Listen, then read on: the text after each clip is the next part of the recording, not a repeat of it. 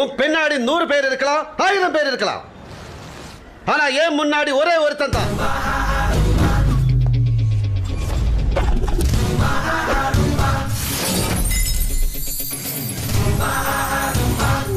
ஏ சக்தி.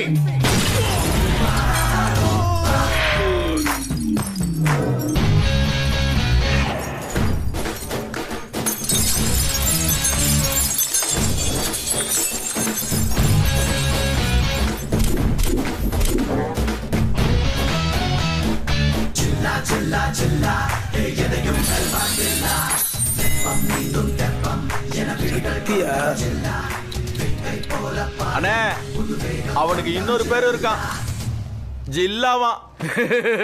என்னது ஜில்லா?